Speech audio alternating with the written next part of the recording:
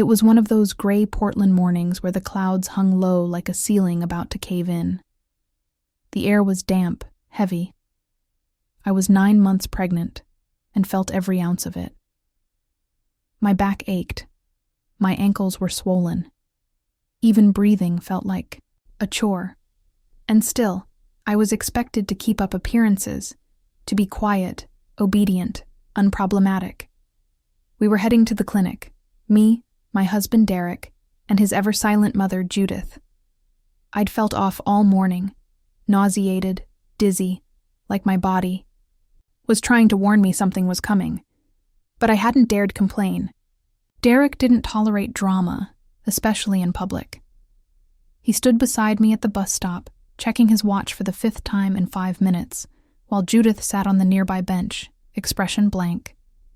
She never said much to me, never defended me, never even looked at me unless it was with that same flat mixture of pity and disdain. When the bus finally arrived, it was already packed. People crammed shoulder to shoulder, everyone with somewhere to be and no time to care. I hesitated for a second at the door, clutching my belly. "Come on," Derek snapped under his breath, grabbing my arm and pulling me forward. "Don't slow us down." The driver didn't even glance at me. I stepped inside, gripping the railing tightly, maneuvering as best I could through the crowd while Derek and Judith followed close behind. The ride was unbearable. I was sweating, nauseous, and barely holding myself upright. Every bump in the road sent jolts of pain through my spine. My knees were starting to shake. Then, finally, a man near the front stood up and exited the bus. Without thinking, I dropped into the empty seat. I exhaled slowly, trying to calm my racing heart. The moment my body touched the fabric, it was like the world narrowed down to just that seat. This one, fleeting scrap of mercy. Then I heard him. "Why are you sitting there?" "My mom is standing." Derek's voice sliced through the air like a whip, loud, angry, inescapable. The bus went quiet. Conversations died mid-sentence. I felt the weight of dozens of eyes turned to me. I froze. I said, "Get up." He barked again, louder this time, as if humiliation wasn't complete unless it was public. I looked up at him, his face red with indignation, and then at Judith, standing beside him with a faintly disgusted expression, as if I'd offended her by existing. Neither of them looked concerned. Neither of them asked if I was okay. I opened my mouth, but no sound came out. My heart pounded against my ribs like it was trying to escape. My hands trembled in my lap. Then, quietly, calmly, from a few rows, behind me a new voice broke the silence. "Sir," the woman said, not unkindly, but with firm resolve. "Don't yell at a pregnant woman. It's unbecoming." The entire bus turned to see her. A small, elderly woman with silver hair pinned into a bun and eyes like polished glass, calm but unyielding. She wore a beige coat, buttoned up neatly. She held no phone, no newspaper, just a kind of stillness I hadn't seen in years. Derek blinked, thrown off by her intrusion. "Excuse me?" he challenged. She didn't flinch. "She's pregnant. She's not your servant. She is not your property." I stared at her, my vision blurring. No one had ever stood up for me like that. Not once. Not even my own mother when she was alive. Those words, simple as they were, punched straight through the fog I'd been living in. I wasn't his property. That truth hit so hard I felt breathless. Derek tried to argue, but the old woman's eyes narrowed slightly. And that was it. He shut his mouth. The rest of the passengers shifted, uncomfortable, but no longer pretending not to notice. I looked down at my hands, then back at Derek. My whole body was trembling. Not from fear, but from something else. Resolve. I didn't say a word. I didn't apologize. I didn't explain. I just stood up. Derek's eyes widened. Where are you going? I moved past him, toward the doors. Claire, he hissed, grabbing my arm. I pulled it away, not violently, just firmly. Nowhere, I said. My voice came out low but steady. I'm getting off. And I did. The bus doors opened with a creak, and I stepped onto the wet sidewalk without looking back. The chill of the autumn wind hit my face instantly. It smelled of rain and smoke and damp earth. I wrapped my arms around my belly, took a deep breath, and just walked. I didn't know where. I was going. I had no plan, no destination. But I knew one thing for sure. I was done. Done being controlled. Done being humiliated. Done being quiet. For the first time in years, I was choosing myself, and I would never, ever go back. The cold hit harder once the adrenaline wore off. As I stepped away from the bus stop, my arms instinctively wrapped around my belly, shielding the small life inside me from the wind. My heart still pounded from the confrontation, from the voice of that stranger who, without knowing me, had changed everything. I walked without thinking, one foot in front of the other, no direction, just motion. The city was awake, bustling around me. Horns honked, heels clicked against pavement, conversations buzzed from coffee shop patios. But I moved through it all like a ghost. Pregnant, alone, and carrying nothing but a purse with no wallet, no keys, no phone. Derek had made sure of that. Everything had to go through him. Finances, contacts, even the replacement of a broken charger. Control disguised as care. Now without him, I had nothing, or almost nothing. I stopped at a bench near a park, just far enough from the road to breathe. My legs ached, my back throbbed, and for the first time since leaving the bus, tears welled in my eyes. Not from fear, but from the sheer weight of what I'd done. I'd left. I had finally left. And now I had no idea what to do. I dug through my purse, searching for anything, any clue, any connection to a world outside Derek. That's when I found it, a crumpled flyer at the bottom, shoved there months ago. A mailer from an old school fundraiser.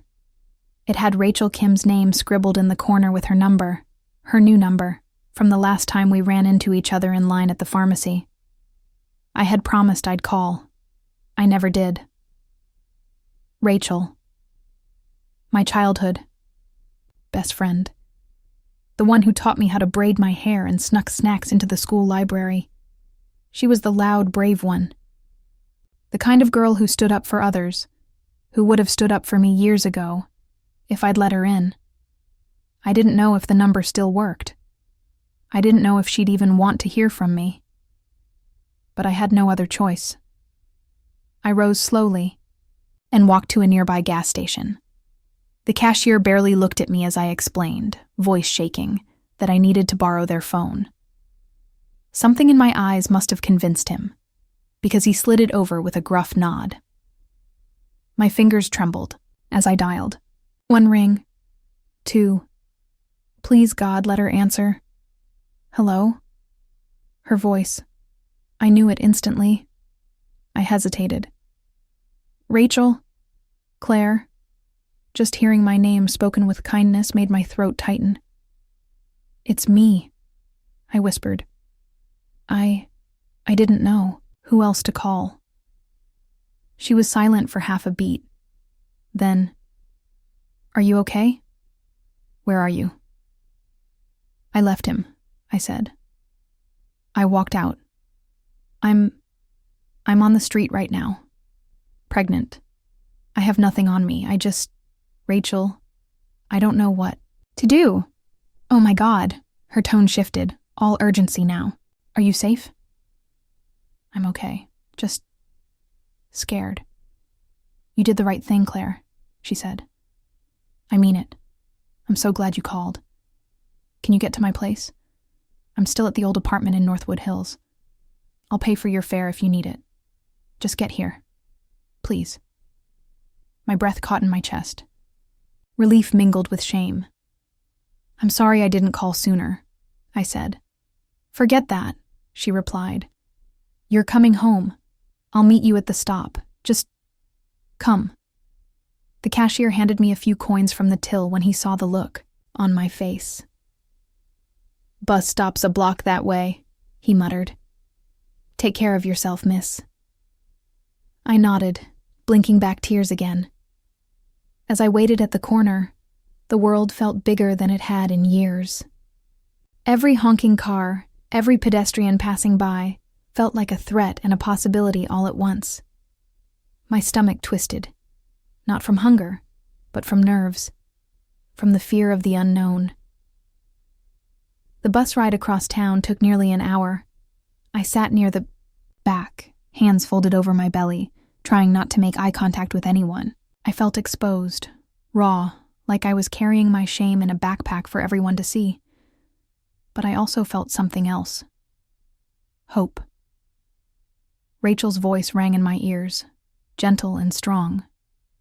She hadn't hesitated. She hadn't asked 1,000 questions or made me justify myself. She'd just opened the door. I thought of all the years I'd kept her at arm's length. I didn't want her to see how small I'd let myself become. Derek had made me feel like I was nothing unless I was quiet, useful, obedient. I didn't know who I was outside of that. But now I had to learn. I looked out the window as the neighborhoods changed. From the brick buildings of downtown to the leafier streets of Northwood, the bus pulled onto familiar roads, ones I hadn't walked in years. And then, as we approached the stop, I saw her. Rachel stood under the awning in a bright red coat, arms folded, scanning the bus like a mother searching for a lost child. When our eyes met, she smiled, wide, warm, unwavering. I nearly burst into tears again.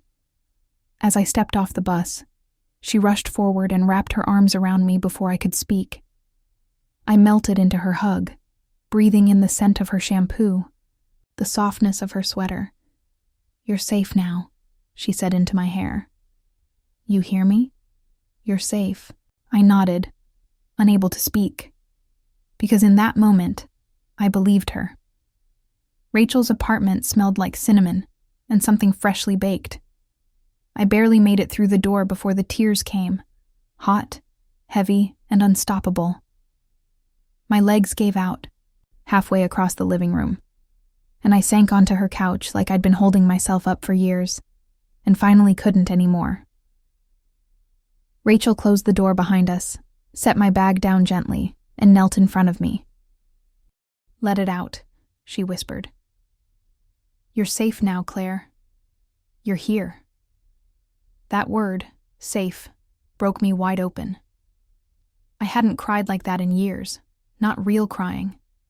I'd shed tears quietly in the shower or under my pillow, but this was different. This was every locked-away sob, every choked word, every moment I'd swallowed just to get through the day, pouring out like a flood I couldn't stop. Rachel held my hands the whole time, never rushing me.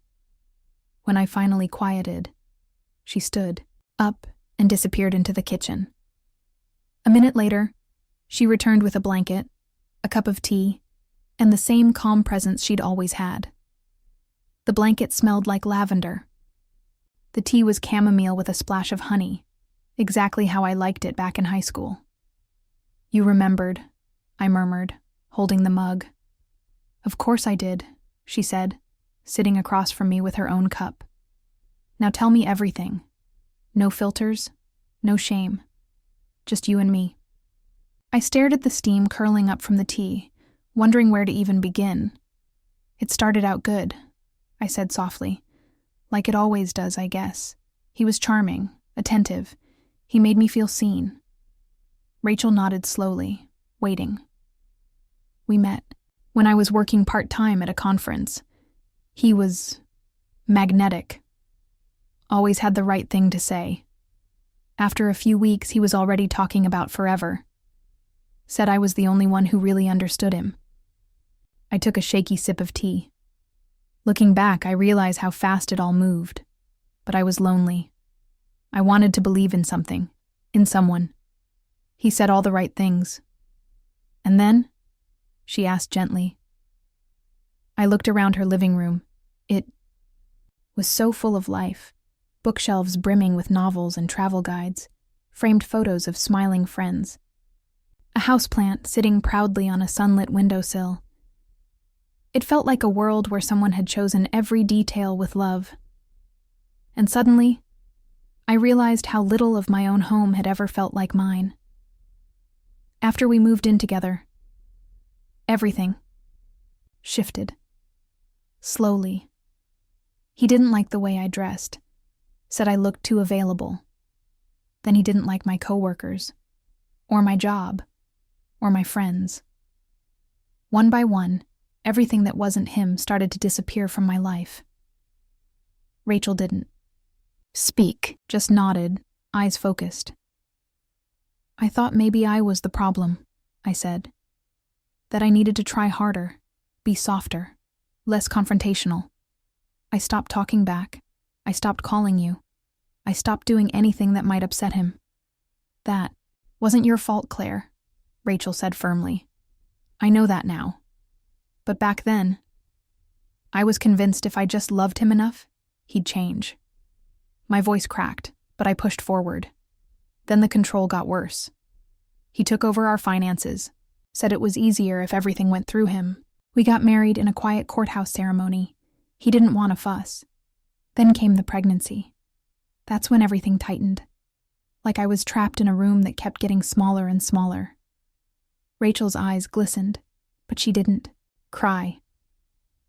She stayed grounded, steady, for me. His mother lived with us, I said. Judith, cold as stone. She never raised her voice, never interfered, but she was always watching, judging, never once stood up for me. Even when he yelled, even when he grabbed me too hard. It was like she'd already decided I was lucky just to be there. And today? Rachel asked. I swallowed hard. We were heading to the clinic. I wasn't feeling well. 9 months. A long, nauseous, dizzy break, but he didn't care. The bus was packed. When a seat opened, I sat, just for a moment. I looked down into my tea, watching it ripple slightly from the tremble in my hands. He shouted at me. Loud, humiliating. Said I should get up because his mother was standing. Rachel's jaw tightened. No one said a word. The whole bus just watched. Except one woman, I continued, elderly, frail-looking. She just spoke up, told him not to yell at a pregnant woman, said I wasn't his property, and something inside me just snapped. I paused. I stood up. Walked off the bus. I didn't even know where I was going. I just knew I couldn't sit there one more second. I couldn't let myself disappear again. Rachel was quiet for a long moment, her tea forgotten on the table. Then she said, Claire, I wish I could go back and pull you out of that house myself, but I'm glad you did it. I'm proud of you. I looked at her, eyes brimming again. I'm scared, I whispered. I know, she said. But you're here, and we'll figure this out. Rachel got up and began gathering extra pillows, setting up the couch as a makeshift bed. I don't want to be a burden. Stop, she cut in. You're not a burden. You're family. You've always been family. She smiled, and I felt a warmth in my chest that had nothing to do with tea or blankets. For the first time in years, I didn't feel like someone's obligation. I felt wanted, like I mattered. Rachel brought over a plate of food, soup and a grilled cheese sandwich. Simple but perfect. I hadn't eaten all day. But the smell alone brought tears to my eyes again. I'll help you figure out your next steps, she said. We'll deal with Derek. We'll get your things. But for now, you rest. You heal. I curled up on the couch, watching her move around the kitchen like she'd done this 1,000 times. The apartment was small, cluttered in the best way, full of color and life and music humming faintly from a radio in the corner. It wasn't just a home. It was safe, and for the first time in years, I could finally breathe. I woke up the next morning to the sound of birdsong outside the window and the smell of coffee drifting in from the kitchen. For a few blissful seconds, I didn't remember where I was. Then I opened my eyes and saw Rachel's bookshelf, the knitted blanket over me, and a small post-it on the coffee table. Coffee's on. I'm here when you're ready. It was the first time in months I had woken up without that heavy stone of dread sitting on my chest, but peace didn't mean I could pause. I had work to do, work that terrified me, but that needed to be done. The first step was gathering my documents. It was harder than I expected.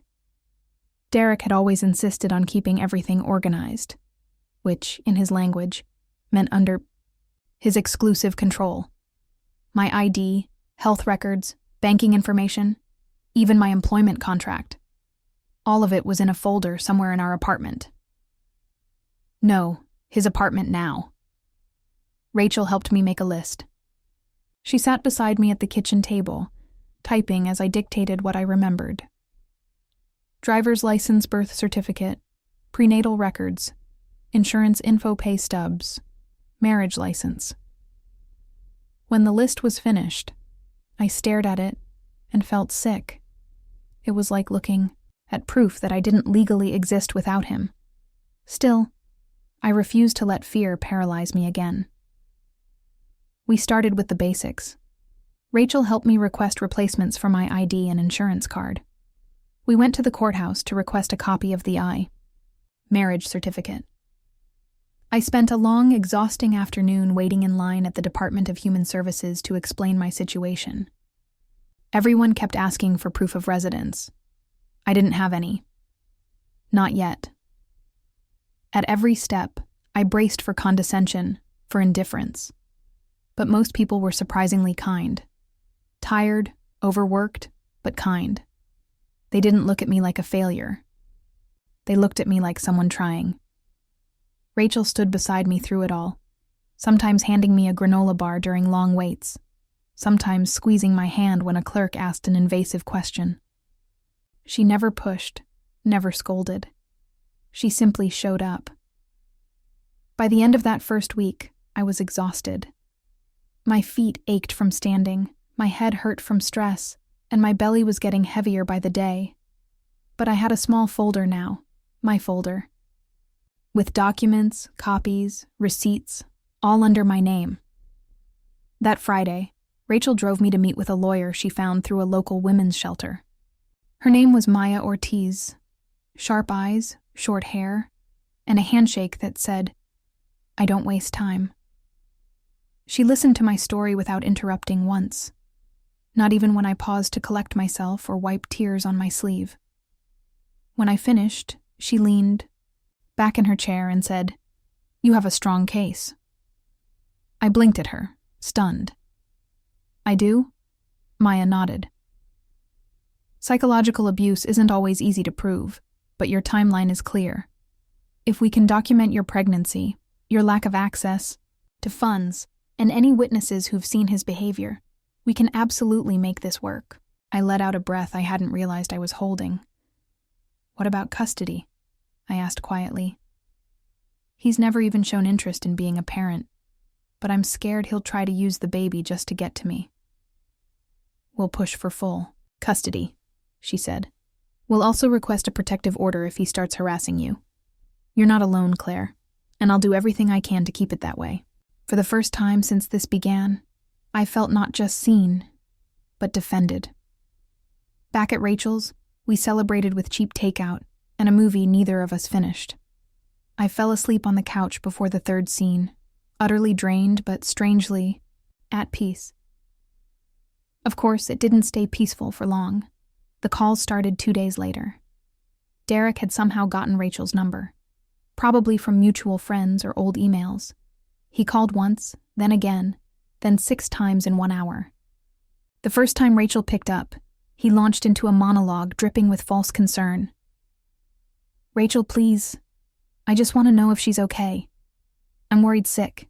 This isn't like her. She's confused. She's not thinking straight." Rachel's voice was cold steel. "She's thinking clearer than she has in years." Then she hung up. The next day, he tried again. This time he was angry. "You're poisoning her against me. She's my wife. You have no right." Rachel didn't respond. She blocked his number. But that didn't stop him from trying new ones. Private numbers, texts, voicemails full of guilt, rage, threats, and apologies in dizzying succession. I listened to one message by accident. He was crying, begging, saying he couldn't sleep without me, that he was sorry, that he'd change. I stared at the phone for a long time after that, feeling nothing. Once I would have crumbled at that kind of message. I would have blamed myself. I would have gone home. Now, I just felt tired. "I'm not calling him back," I told Rachel. "Don't worry." "I wasn't," she said with a smile. "I know you're done." And I was. I spent the next week preparing for the baby. Rachel helped me find a second-hand bassinet through a local moms group. We bought baby wipes and bottles from the dollar store. She dug out old onesies from a bin her sister had passed down. Each piece felt like a tiny step toward reclaiming a life. My life. We kept building. Day by day. Print by print. Document by document. And slowly, something inside me began to change. I stopped flinching every time the phone rang. I started walking taller when we left the apartment. I began sleeping more than 4 hours a night. One evening, I sat at the kitchen table, folding tiny socks into pairs, and Rachel looked at me and said, "You seem stronger." I looked down at my hands, resting over my belly. "I am," I said. "I have to be. Because this wasn't just about surviving anymore. It was about building something better. For me. For the baby. For the version of myself I was just beginning to remember." The contractions started just after midnight. At first I wasn't sure if it was real labor or just another false alarm.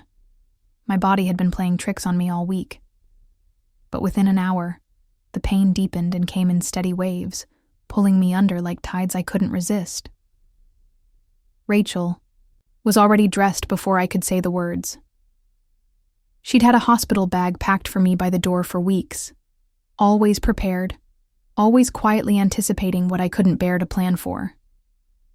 The ride to the hospital was a blur of shallow breaths and Rachel's calming voice. I clutched her hand so tightly I thought I might crush it, but she never pulled away. Labor was long. 12 hours passed. Then 14. By the time we hit 18, I was somewhere between desperation and delirium. My body trembled with exhaustion. Sweat soaked through the back of my gown. My voice was hoarse from screaming, from pushing, from begging for it to be over. But then, finally, there was a cry. A sound so piercing, so raw, that everything else stopped. The doctor placed him on my chest, and time folded into a single breathless moment. He was warm, damp, perfect, and mine. "Noah," I whispered, tears slipping down my cheeks. "Hi, sweetheart. I'm your mom."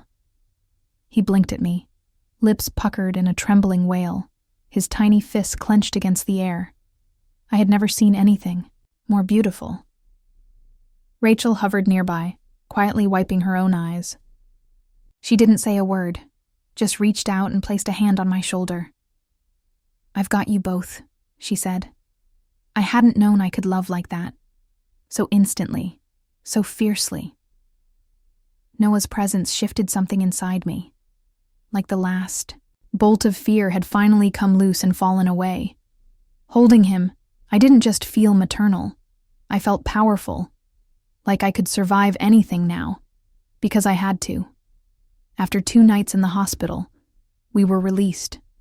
Rachel helped me carry Noah out to the car, and I remember thinking, we came in 2, but we're going home 3. Back at her apartment, the days blurred into a haze of late-night feedings, diaper changes, and moments of pure awe. I spent hours just watching him sleep, watching his chest rise and fall, his little mouth twitch as he dreamed. There were hard moments, of course. The exhaustion was relentless. My body ached in ways I hadn't expected. Sometimes I cried at nothing. Sometimes I cried at everything. But even in the hardest moments, I felt something I hadn't felt in years. Purpose.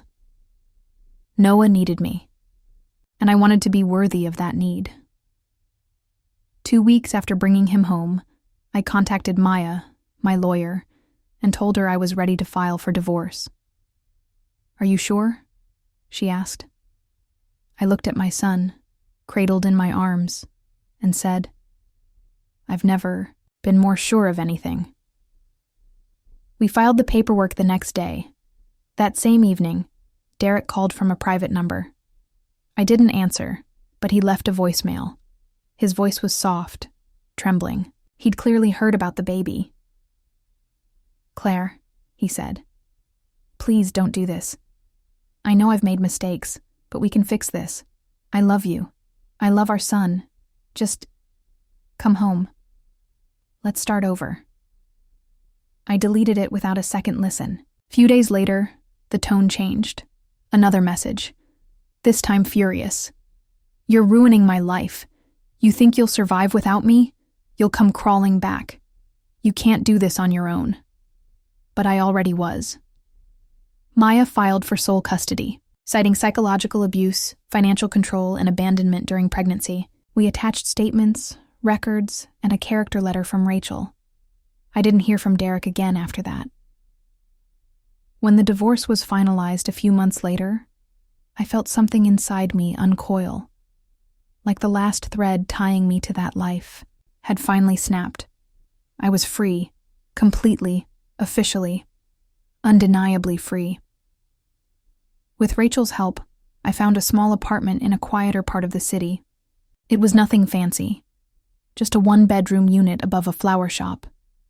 But it had big windows, a tiny balcony, and a landlord who was kind enough to overlook my shaky credit history when I explained my situation. We moved in the following week. Rachel helped me hang white curtains in the living room. She brought over a thrifted bookshelf, a rug, and a small wobbly kitchen table she insisted gave the place character. I used the little savings I had left to buy a secondhand crib, a rocking chair, and a mobile of stars and clouds that hung above Noah's bed. The first time I rocked him to sleep there, I felt something settle in me, something that whispered, "You did it. This is yours." Every detail in that apartment became a symbol of something I'd reclaimed. I chose the bedding. I stocked the fridge, I paid the rent, I held the key. We had routines now. Morning feedings, walks in the park, bath time lullabies. I kept things simple. A few houseplants on the windowsill, art prints from a local market, Noah's baby clothes folded neatly in woven baskets. Sometimes I sat on the couch after putting him down and just breathed, not because I had to brace myself, but because I finally could. One evening, I took Noah out for a walk, just as the sun was dipping low. The trees were starting to bud again, spring pressing softly against the edge of winter. I pushed his stroller along the path, humming a tune under my breath. A woman passing by glanced over and smiled. "Beautiful baby," she said. "Thank you," I replied, returning the smile. I meant it, but not just about Noah. My life, the one I had stitched together from nothing, was starting to look beautiful too. That night, as I tucked Noah into bed and turned off the light, I sat by the window with a cup of tea and let myself feel proud. Not guilty, not ashamed, not scared. Proud of the choice I made on that bus, of the strength I'd found in the silence after, of the mother I was becoming. I didn't know what the future would hold. There were still hard days ahead, I was sure. Still court dates and co-parenting, hurdles and lonely nights. But now I had something I hadn't had in a very long time. A beginning. And his name was Noah. It's been months now. The season has shifted from the soft green of spring to the golden hush of early fall. Noah is growing, faster than I can keep up with. He babbles constantly, his little fingers grasping everything, his laughter blooming like sunlight through our small apartment. Each day brings its own quiet victories. Diaper changes without tears. Morning coffee sipped before it goes cold. A full night's sleep that feels like a miracle. I walk taller now. I smile more. There are still moments when doubt creeps in, usually late at night, when the world is silent and the weight of responsibility presses heavy. But I no longer feel crushed by it. And still, I think of her. The woman on the bus. I never learned her name. I never even thanked her properly, but her voice, soft, steady, unwavering, has never left me. Don't yell at a pregnant woman. It's unbecoming. She's not your property. 2 sentences. That's all she said. But in those 2 sentences was a door, and I walked through it. Sometimes I wonder what made her speak up. Did she see herself in me? Did she once live through something similar?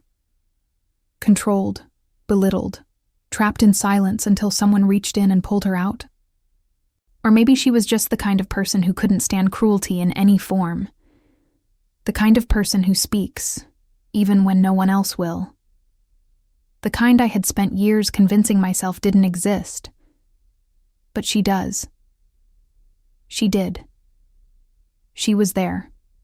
When I close my eyes, I can still see her. Petite, silver hair pulled back in a neat bun, wearing a beige coat buttoned all the way up. She had the kind of presence that made you pay attention, not because she was loud, but because she didn't need to be. Derek had thundered. She whispered, and she won. Her words didn't just protect me in that moment, they woke me up. Before that day, I had become numb. It's hard to explain how a person can disappear inside their own life, but that's what I had done. Every day chipped away at me. A comment here, a restriction there, silence where there should have been love. I stopped recognizing myself, stopped fighting, stopped dreaming. But that voice on the bus, it shattered the fog. It made me realize how small I had let myself become, how little I believed I deserved, and how desperately I needed to reclaim something, anything, for myself. She didn't ask me questions. She didn't tell me what to do. She just reminded me of something I had long forgotten, that I mattered. I often wonder if she even remembers me. To her, it might have been just another afternoon, just another act of decency in a long life of them. But to me, it was everything. I hope, wherever she is, that she knows what she did. That her words saved someone. That they saved me. Sometimes, when I'm out walking with Noah, pushing his stroller down a quiet street, or waiting in line at the pharmacy, or riding the bus again with him bundled in my arms, I find myself scanning the crowd, hoping, just maybe, I'll see her again. I imagine tapping her shoulder, smiling through tears and saying, "You probably don't remember me, but I remember you. You changed my life. And if I never see her again, that's okay too. Because I carry her with me, her courage, her calm, her truth." That's the kind of woman I want to be now. The one who speaks up, the one who notices, the one who whispers back when someone else is thundering. Because you never know who might be watching. You never know who needs to hear that they are not alone. A few weeks ago, I was on the bus again, Noah napping softly in his wrap, when I noticed a girl across the aisle. She looked about 19, wearing a hoodie 2 sizes too big, arms folded tightly across her stomach like she was holding herself together. A man beside her, older, angry, was muttering just loud enough for her to hear, jabbing his finger toward her lap. Her face was blank, hollow. No one was saying anything. So I did. I don't even remember exactly what I said. Just something simple, direct. Something like, "She has every right to sit where she is." The man turned toward me, surprised, but I didn't flinch. And just like that, he backed down. The girl looked at me. Our eyes met for a brief moment. I smiled. She didn't smile back. But her shoulders relaxed a little. Her grip on her backpack loosened. That was enough. That was everything. Because I knew what that moment could mean. How even a single voice, a single act of seeing someone, really seeing them, could make all the difference. The woman on the bus taught me that. And now? Now I will carry her voice forward. For every Claire still waiting to find hers. For every Noah growing up in a world where silence should never be mistaken for consent. For every stranger who needs to know they are not alone. One voice, one stranger. That's all it took. I will never forget her. And now, I will be that voice for someone else.